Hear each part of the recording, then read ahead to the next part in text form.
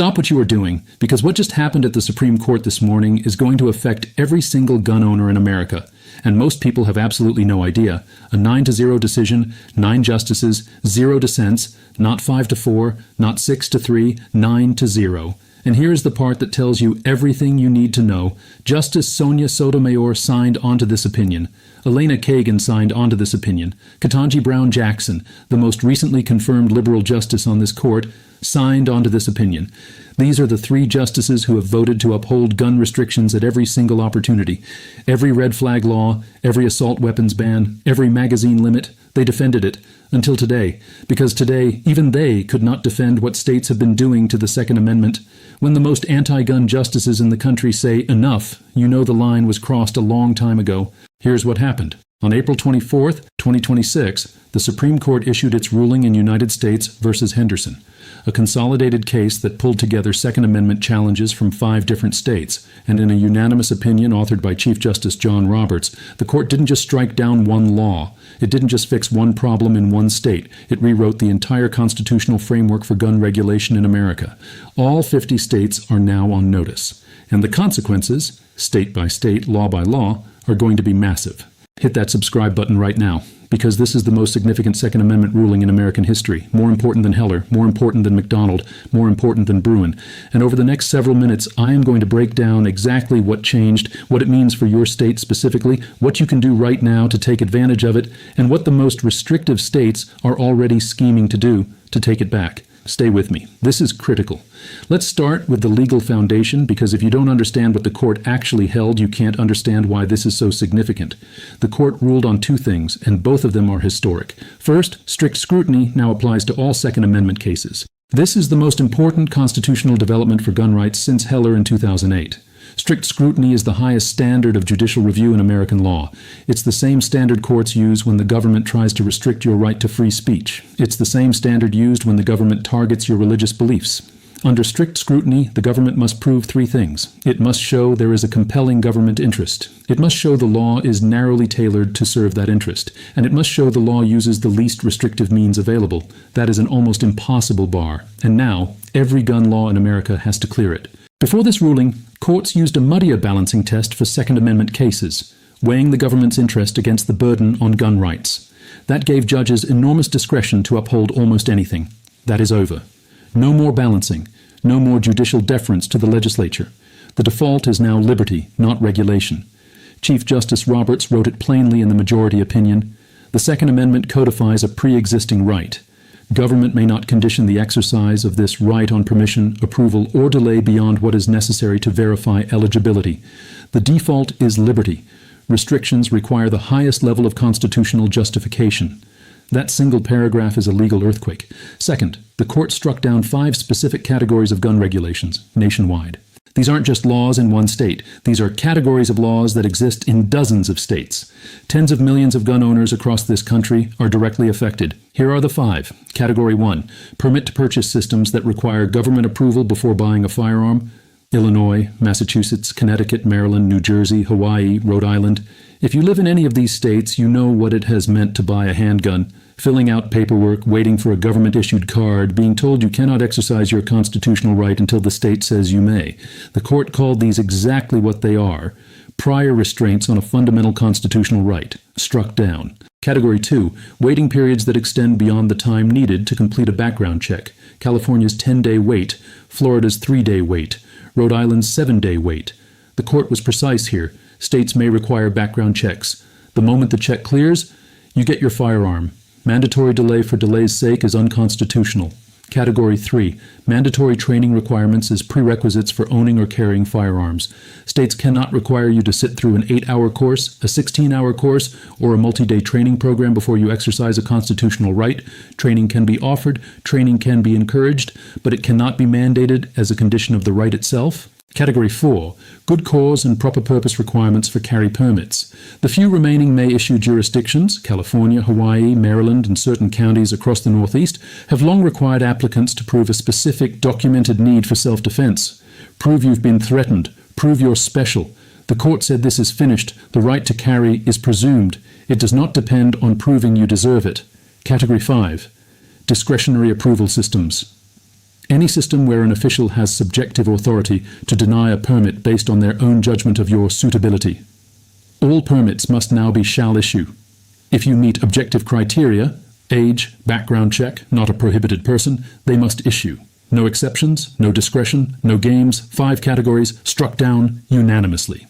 I need to stop here for a second because I know a lot of you are watching on YouTube and haven't subscribed yet. 73% of the people watching right now aren't subscribed. Don't be in that group. The next video in this series is going to reveal which states are already complying and which ones are passing workaround legislation designed to look like compliance while blocking your rights anyway. You need to see that. Click subscribe so you don't miss it. Now back to what this ruling does to your state. Not every state feels this equally. Some states are about to undergo a complete transformation of their gun laws. Others barely feel a ripple. Let me walk you through exactly where things stand. The most affected states, losing 10 or more major restrictions: California, New York, New Jersey, Massachusetts, Maryland, Hawaii, Illinois, Connecticut, Delaware, Rhode Island. If you live in one of these states, your gun rights just expanded dramatically overnight. These states stacked restriction on top of restriction for decades: permit to purchase, plus long waiting periods, plus mandatory training, plus may issue carry, plus discretionary licensing offices. All of those layers, the foundation just got pulled out. Let me give you specific numbers. California, the 10-day waiting period is now reduced to background check time, typically 24 to 72 hours. The firearm safety certificate, which required a written test before purchasing, is now voluntary. Every may issue county in California, and there were dozens, becomes shall issue effective immediately. New York, the Concealed Carry Improvement Act's mandatory training hours are void. The good moral character standard for carry permits is gone. The state's discretionary licensing framework in New York City, one of the most restrictive in the country, is constitutionally finished. Illinois, the FOID card, the firearm owner's identification card that you had to obtain before even touching a firearm in Illinois, is struck down as a prior restraint. The state's 72-hour waiting period for handguns? Gone. New Jersey, the permit to purchase a handgun, which required a separate application for every single firearm purchase, is invalidated. Background check only. Done. Maryland, the 77-day average wait time for a handgun qualification license? History. The state police's discretionary authority to deny carry permits? Finished. Hawaii, the most restrictive gun state in the country, just had virtually every major restriction voided. Permit to purchase gone. May issue gone. Training mandates gone. Moderately affected states, losing 3 to 5. Major restrictions: Washington, Oregon, Colorado, Minnesota, Michigan, Pennsylvania, North Carolina, Florida. These states had some waiting periods, some training requirements, or some local discretionary systems, not as comprehensive as the top tier, but still significant changes coming. Florida's 3-day waiting period is gone. Oregon's mandatory training for concealed carry is now unenforceable. Colorado's county-by-county discretionary systems are struck down. The 27 constitutional carry states plus shall issue states with minimal existing requirements: Texas, Arizona, Tennessee, Georgia. Florida was already mostly compliant before the waiting period ruling. These states are essentially unaffected because their laws were already in line with where the court just drew the constitutional floor. This is the part most legal breakdowns skip. They tell you what happened. They don't tell you what to do about it. I'm going to change that. Here is your action plan. 7 steps. Start today. Step 1. Know exactly what changed in your state. Don't assume. Don't guess. If you're in California, New York, New Jersey, Illinois, Massachusetts, Maryland, Hawaii, Connecticut, Delaware, or Rhode Island, major restrictions just fell. But some requirements may still technically be on the books while the state scrambles to comply. Know the difference between what is constitutionally unenforceable right now and what requires a formal legal challenge. Research your state's specific laws against the 5 struck-down categories. Step 2. Exercise your rights before states create new barriers. Here is something most people don't realize. When the Supreme Court strikes down a law, states don't automatically stop enforcing it overnight. There is a transition period. Some officials, especially in resistant states, will keep enforcing invalidated laws until they are personally sued or ordered to stop. Do not wait. If you've been delaying a firearm purchase because of a permit to purchase requirement that just became unconstitutional, go into that gun store this week. Not next month. This week. Make the purchase under the new constitutional framework. Document everything. Step 3. Apply for your carry permit under the new shall issue standard. If you live in a former may-issue jurisdiction, California, Hawaii, Maryland, Massachusetts, certain New York counties, apply for your concealed carry permit now, before states pass new legislation creating new, objective barriers. The window between this ruling and new legislative responses is your window. Use it. Fill out the application. Submit it. If they deny you under the old standard, that denial is now a federal civil rights violation. Step 4. Document any state resistance. This is critical. If you walk into a gun store in Illinois and they tell you that you still need a FOID card, if you apply for a carry permit in California and they tell you you need to prove good cause, if a New Jersey dealer refuses to sell you a handgun without seeing your purchase permit, document all of it. Write down the date, the time, the name of the official, exactly what they said. Take a screenshot of any written communication. That documentation is the foundation of a federal civil rights lawsuit under 42 U.S.C. Section 1983. State officials who enforce invalidated laws against you are personally liable. Step 5. Support the litigation organizations. The Second Amendment Foundation, the Firearms Policy Coalition, Gun Owners of America. These organizations are going to be in court within weeks, challenging every workaround that resistant states attempt. They cannot do it without resources. If you benefit from this ruling, and you do, put something back in. Even $25 matters when multiplied by the millions of gun owners this decision just protected. Step 6. Track state legislative responses. California has already announced it is convening an emergency legislative session. New York's governor has signaled intent to pass replacement legislation within 30 days. Illinois, New Jersey, and Maryland are expected to follow. These replacement laws will be carefully crafted to look like compliance while still creating maximum burden. Watch what gets proposed, read it carefully, share it with the litigation groups. Unconstitutional replacements need to be challenged before they take effect. Step 7. Vote like your rights depend on it, because they do. This 9-0 ruling happened because 3 justices appointed by Republican presidents joined 6 others in upholding the Second Amendment's plain meaning. The court's composition matters. Future presidents will appoint future justices. Elections determine whether this victory gets built upon or whether a future court chips away at it.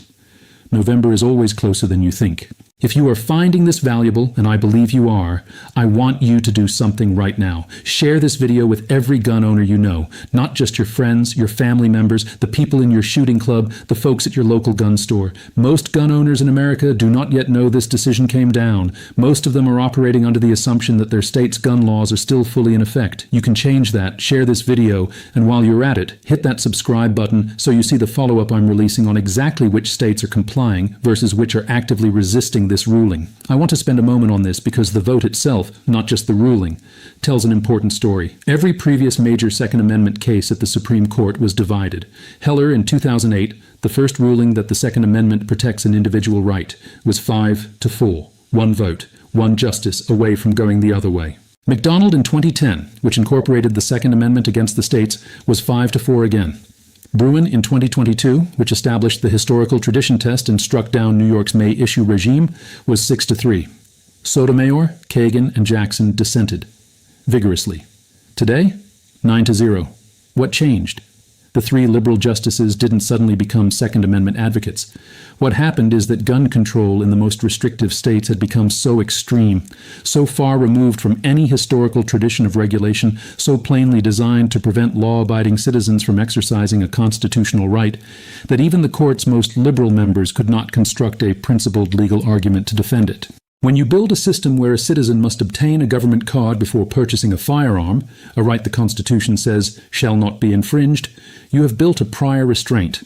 The same legal doctrine that prevents the government from requiring a license before publishing a newspaper, the same doctrine. And Sotomayor and Kagan, who have spent their careers defending robust First Amendment protections, could not look at a permit to purchase requirement for a gun and call it constitutional without making a mockery of their own First Amendment jurisprudence.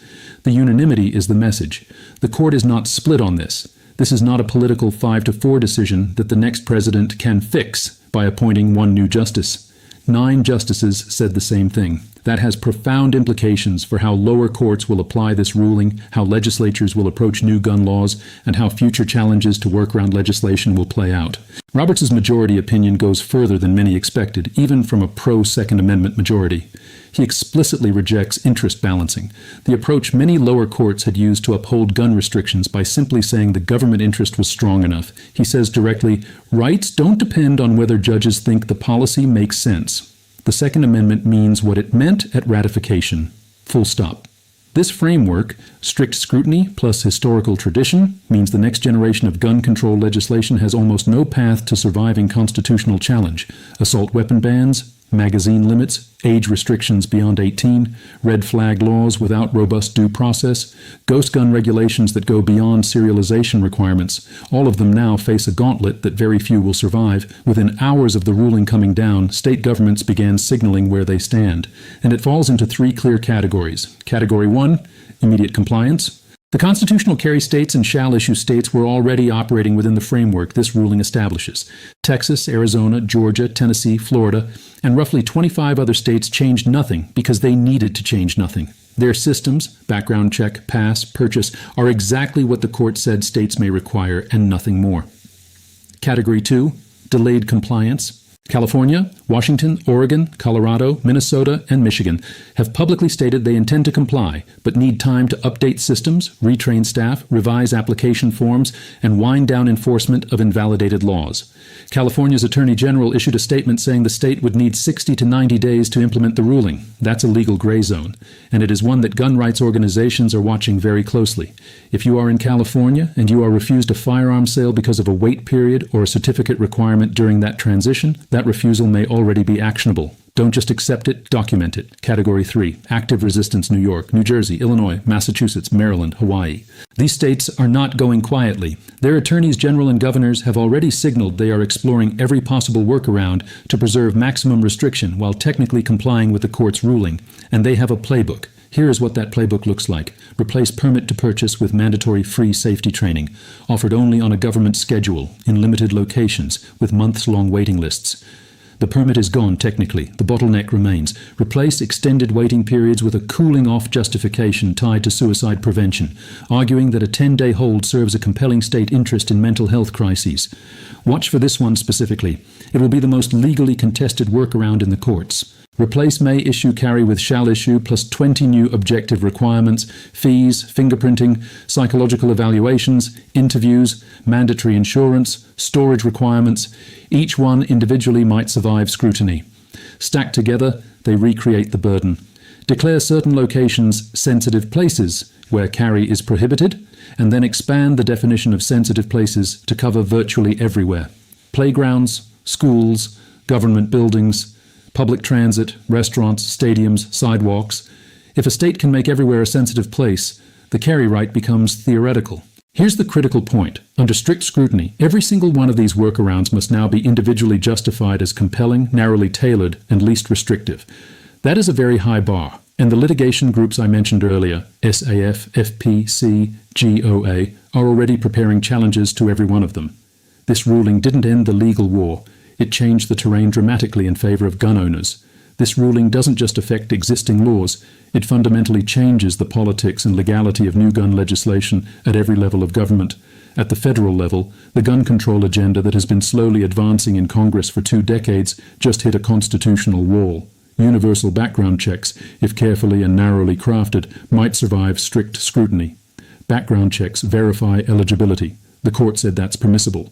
But everything beyond that becomes constitutionally suspect. Assault weapon bans?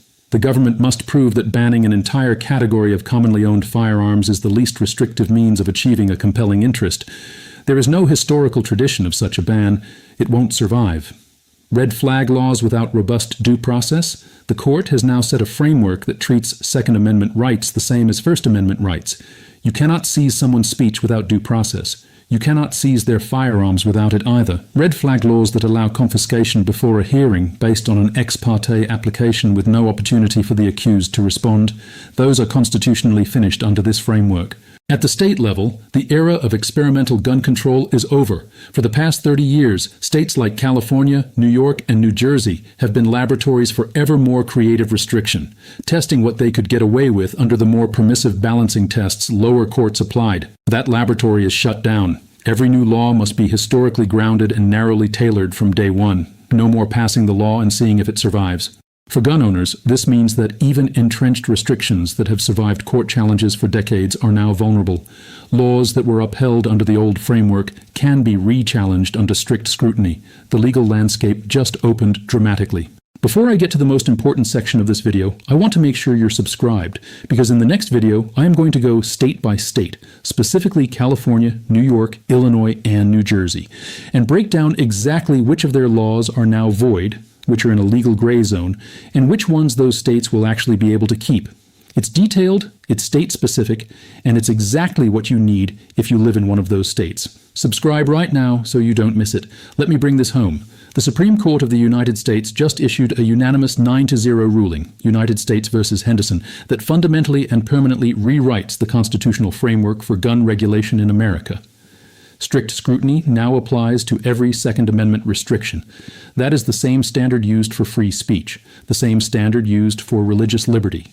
If the government cannot satisfy strict scrutiny, the law is unconstitutional. Full stop. 5 categories of gun regulations are now void nationwide. Permit to purchase systems, extended waiting periods, mandatory training prerequisites, good cause requirements, and discretionary approval systems.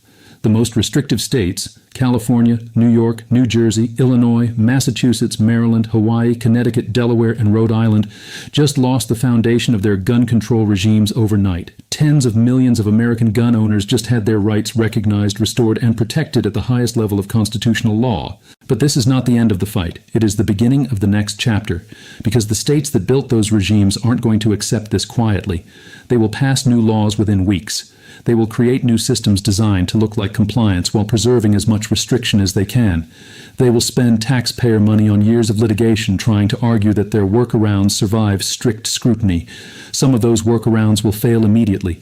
Some will survive long enough to make your life difficult while the courts sort it out. That is why your role matters right now, not just as a gun owner, as a citizen who understands what just happened and what comes next. Know your rights under this ruling. Exercise them. Document any state resistance. Support the organizations fighting in court. Stay engaged with what your state legislature is proposing, and vote for people who understand that constitutional rights are not negotiable. The 9-0 vote is a signal. Even the justices most sympathetic to gun control looked at what states like California, New York, and New Jersey had built and said it had gone too far. That is a powerful statement, not a partisan one, not an ideological one, a constitutional one. All 9 justices agreed. The default is liberty. Restrictions require the highest justification, and what these states built could not meet that bar. Now it's your turn to make sure it stays that way. That is the full breakdown of United States versus Henderson, the most important gun rights ruling in American history. If this was valuable to you, do 3 things right now. Subscribe, because the next video covers the state-by-state breakdown in detail, and you need to see it. Share this video, because most gun owners don't know this ruling exists yet. Be the person who tells them. Drop a comment below and tell me which state you're in and what restriction you are most glad to see struck down. I read every comment and I respond to as many as I can. This is educational information about the Supreme Court's ruling and its legal impact. It is not legal advice. Gun laws are changing rapidly, and compliance timelines vary by state. Always verify current requirements in your jurisdiction and consult with a qualified firearms attorney before making decisions specific to your legal situation. I'll see you in the next one, where we go state by state through the resistance. Which states are complying? Which ones are fighting back? And exactly how to challenge officials who ignore this ruling in your jurisdiction. See you there.